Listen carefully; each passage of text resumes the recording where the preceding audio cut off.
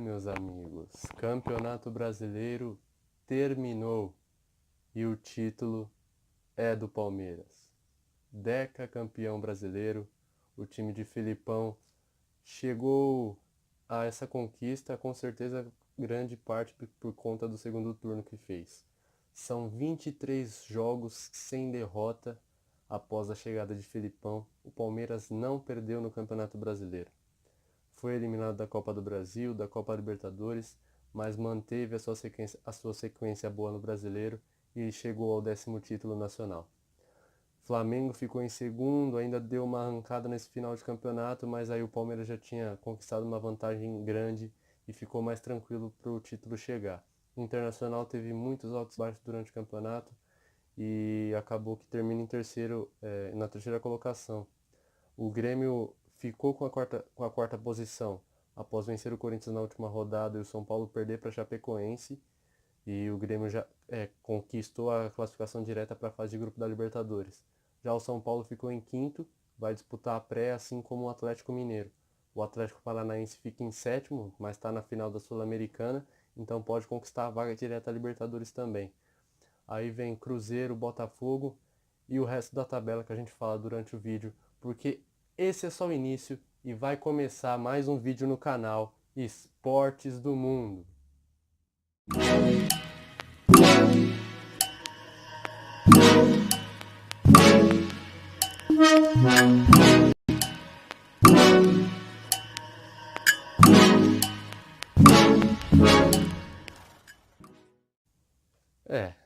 Palmeiras campeão brasileiro, chegou ao 10º título, foram 80 pontos conquistados nesse campeonato, além da sequência agora de invencibilidade de 23 rodadas sem derrota. Palmeiras faz história no Campeonato Brasileiro, conquistou o título e não vinha bem no primeiro turno com Roger Machado, daí veio até a chegada do Filipão. O Filipão é conhecido por ser um bom técnico nas Copas, né? Tem vamos dizer, uma aptidão com mata-mata, mas acabou que na Copa do Brasil e na Copa Libertadores o Palmeiras foi eliminado em ambas na fase semifinal. Perdeu para o Cruzeiro na Copa do Brasil e perdeu para o Boca Juniors na Libertadores. O Palmeiras talvez até pudesse ter vencido o Boca da Libertadores, mas acabou que rolaram algumas coisas, a equipe não saiu vitoriosa. Mas no Campeonato Brasileiro foi sem dúvida perfeito. São 23 rodadas, as últimas 23 rodadas do Campeonato Palmeiras não perdeu. Dudu, acho que foi o cara do time, assim, realmente o melhor jogador do campeonato foi o Dudu. Pela liderança que ele teve no Palmeiras, por tudo que ele fez, ajudou a equipe a chegar onde chegou. Bruno Henrique também no meio-campo jogou muito bem, ajudou muito a equipe do Palmeiras, né? Para mim ele foi o jogador mais regular do Campeonato Brasileiro. Manteve uma regularidade boa e foi decisivo em alguns momentos. Teve alguns jogos que ele fez gols, né? Colaborando com mais vitórias do Palmeiras. Agora, a questão do Flamengo e do Internacional foram equipes que não tiveram uma regularidade tão grande no campeonato. Tiveram momentos em que estavam bem, vencendo vários jogos, mas teve momentos que deram uma recaída, que perderam 1, 2, 3, 4, empatava, perdia ponto por bobeira, por besteira, e acabaram não conseguindo realmente disputar com o Palmeiras esse título. O Palmeiras soube mais com o Filipão, houve uma reforma assim, né, no Palmeiras. O Palmeiras melhorou muito o futebol. Claro que se esperava de repente que o Palmeiras chegasse a uma final da Copa do Brasil ou da Libertadores, o que não ocorreu. Mas no Brasileiro não podemos discordar que o Palmeiras foi sensacional. O Grêmio ficou na quarta colocação, acabou chegando aos 66 pontos. E o São Paulo, que chegava para a última rodada para tentar roubar essa quarta colocação para conquistar a vaga direta na Libertadores, já na fase de grupos, não conseguiu. O São Paulo teve um primeiro turno bom, de alto nível, era líder do campeonato, terminou líder do campeonato, mas no segundo turno foi péssimo. De primeiro foi para quinto colocado e poderia até ter caído mais, mas contou com algumas ajudas aí e poderia ter subido também, mas o São Paulo perdeu muitos pontos, jogos relativamente fáceis, perdeu pontuação, não venceu o Sport e nessa última rodada mesmo não venceu a Chapecoense. Claro que a Chape estava brigando para não cair, então veio forte jogando lá na Arena Condá. A Chape tem um pouco mais de qualidade do que jogando fora de casa, mas mesmo assim o São Paulo não mostrou um bom futebol. O Grêmio, que foi campeão da Libertadores no ano passado, esse ano acabou sendo eliminado nas semifinais também para o River Plate. E o Campeonato Brasileiro acabou ficando como segunda opção. E o Grêmio acabou que na última rodada conquistou realmente a vaga direta à Libertadores do ano que vem, a fase de grupo. O Galo teve um campeonato regular, né? Manteve assim, ficou praticamente o campeonato inteiro entre a 10ª e a 7ª posição e acabou que terminou em sexto colocado, né? Foi uma equipe comandada pelo Ricardo Oliveira, né, que foi o artilheiro da equipe. Teve 13 gols marcados, né, no Campeonato Brasileiro, o Ricardo Oliveira. E saiu do Santos, foi lá pro Galo esse ano, jogou bem, marcou 13 gols, ajudou o Galo a chegar onde chegou. O Galo também está na pré-Libertadores e disputando que vem o comecinho. No começo do ano já começa, acho que em janeiro já temos o primeiro jogo da pré. O Atlético Paranaense, apesar de ser uma equipe de menor expressão, tem uma é muito bem arrumada, sabe? A equipe é compacta, joga um bom futebol, tanto que está na final da Sul-Americana. O Atlético Paranaense venceu o Fluminense na semifinal. Os dois jogos o Atlético venceu lá no Paraná por 2-0 e no Rio por 2-1. E então mostra que o Atlético também é uma equipe boa, sabe jogar um futebol com qualidade e mostrou isso durante o ano. O Cruzeiro, Botafogo, Santos e Bahia foram aquelas equipes no Campeonato Brasileiro relativamente medianas. O Cruzeiro conquistou a Copa do Brasil, né, eliminou o Palmeiras na semifinal e venceu o Corinthians na grande final. Então, também, de certa forma, deu uma relaxada no Brasileiro, principalmente após a vitória na Copa do Brasil. Então, está classificado para a Libertadores o Cruzeiro. O Fluminense, né, chegou para a última rodada para se salvar do rebaixamento. E acabou que venceu. Graças ao Júlio César não levou empate, né? Ele defendeu um pênalti nos minutos finais e salvou o Fluminense de repente cair mesmo. O Fluminense estava muito próximo de ser rebaixado, acabou vencendo a partida. O Corinthians teve uma temporada muito de altos e baixos, né? Ganhou o Campeonato Paulista, chegou à final da Copa do Brasil, mas no Campeonato Brasileiro um segundo turno muito ruim, muito ruim. Após a saída do Carille, o time não jogou mais como vinha jogando. Claro, muitos jogadores também deixaram a equipe após Copa do Mundo. Mais jogadores ainda foram embora.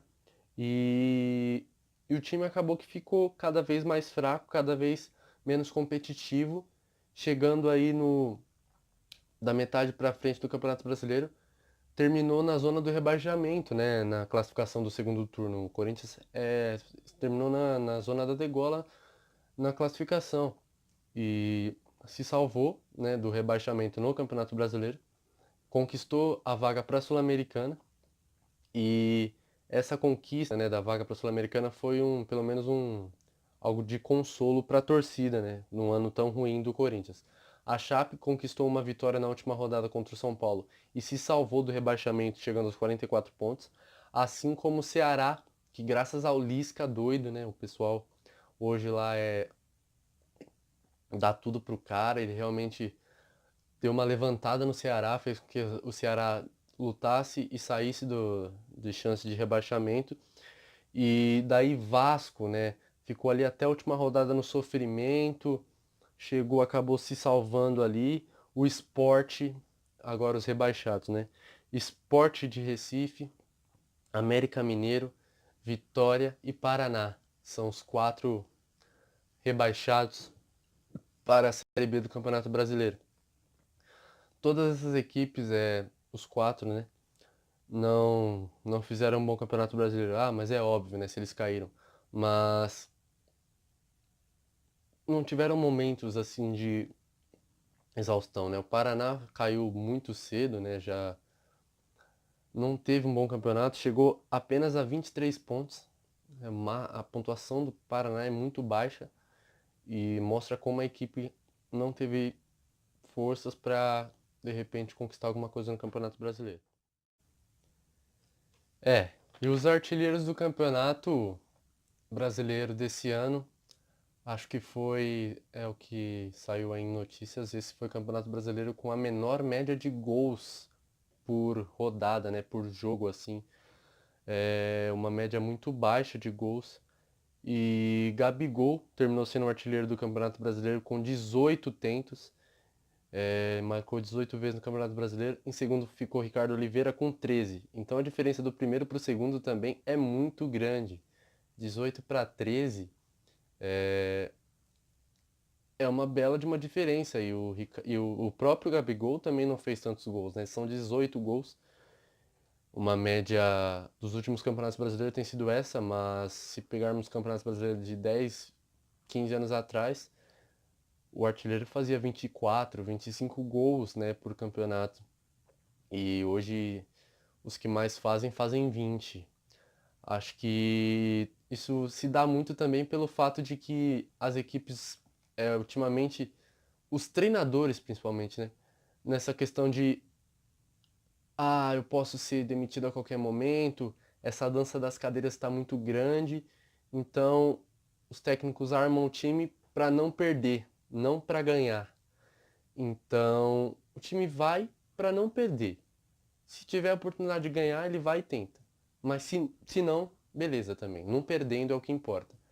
E acho que isso tem desvalorizado um pouco os atacantes, assim, no futebol brasileiro.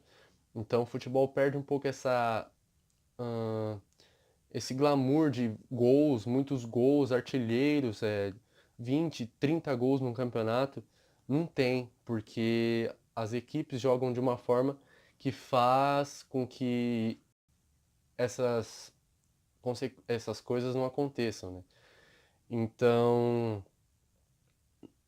o problema é esse, hoje não se tem paciência se a equipe está jogando mal, o treinador fica 2, 3 rodadas, a torcida já cai em cima e a diretoria fica sem ter o que fazer, acaba demitindo, já coloca outro e também não consegue, e põe a equipe para defender porque não quer ser mandado embora. Então, por esses e outros motivos, acho que o campeonato tende só a perder, né? Porque são muitos poucos gols que estamos tendo. A média de gols no campeonato vai estar caindo cada ano mais. E isso é ruim para de repente para todo esse poder, né? Esse glamour do Campeonato Brasileiro que tinha até alguns anos atrás. A maior média de público desse Campeonato Brasileiro ficou com o Flamengo, que teve uma média de 47.289, né? De público, né? A média. E cresce, né? O Maracanã é um dos estádios que mais cabe gente aqui no Brasil, junto com o Morumbi, é, entre outros, né? Mas o Maracanã e o Morumbi são os maiores, né? Em questão de capacidade de público. E o Flamengo colocou bastante gente nas arquibancadas, principalmente nessas últimas rodadas, que a torcida deu uma. Vamos tentar agora, né? A equipe tá jogando bem, vamos tentar o título, vai que. A torcida veio, lotou os estádios, mas o Flamengo acabou ficando só com o vice mesmo. Claro, classificação para Libertadores garantida e um bom dinheiro, né? O vice-campeão também leva uma graninha para casa. A segunda maior média de público é do Corinthians, que apesar da má fase no Campeonato Brasileiro, né, o mau desempenho durante o Campeonato Brasileiro, conseguiu a segunda maior média de público, que foi de 32.390, né? E assim, o Corinthians não teve um bom campeonato, principalmente pós saída de Carille. Claro, ele ficou só até o comecinho, né? Só até a sexta rodada, se não me engano. E acabou não tendo tanta influência no Campeonato Brasileiro. Mas veio o Osmar Loz, não foi bem, né? De jeito nenhum ele foi bem. Aí trouxeram o Jair Ventura. Também teve uma média muito baixa de aproveitamento. O Corinthians chegou ao seu pior ano, né? Desde o ano do rebaixamento. Foram 26 derrotas.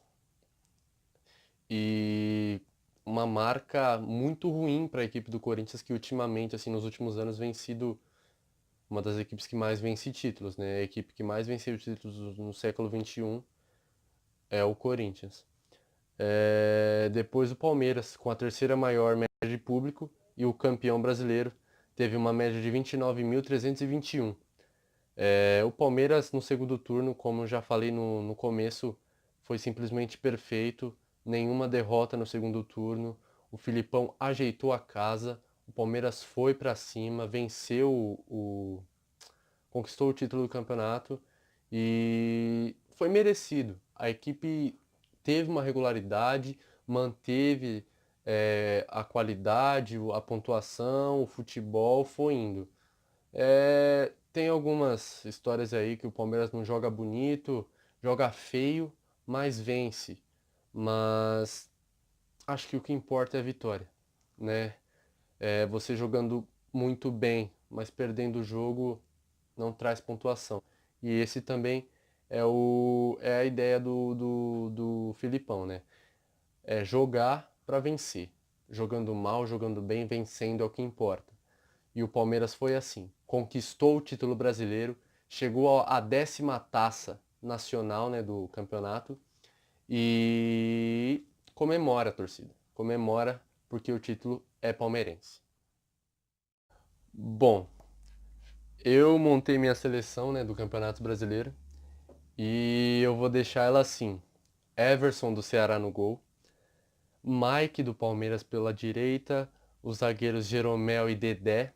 Pela esquerda eu coloquei René do Flamengo.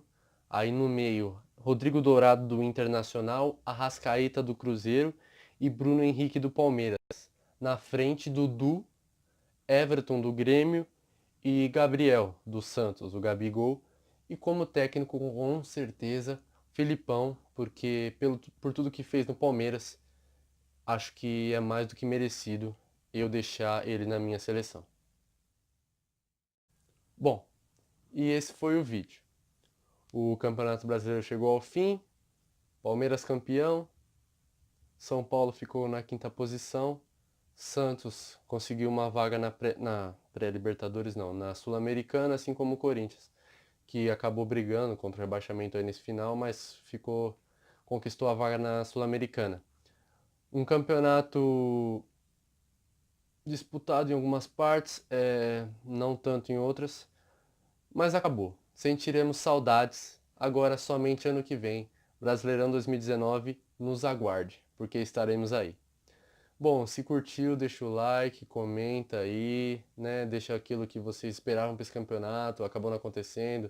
Deixa aí também se você é palmeirense, santista, corintiano, são paulino, flamenguista, cruzeirense, colorado, tricolor, seja lá o que for, deixa aí nos comentários o que você achou da sua equipe nesse campeonato brasileiro. Não esquece de se inscrever no canal, ativar o sininho e ficar ligado, porque tem mais vídeos chegando aí. Obrigado, é nóis!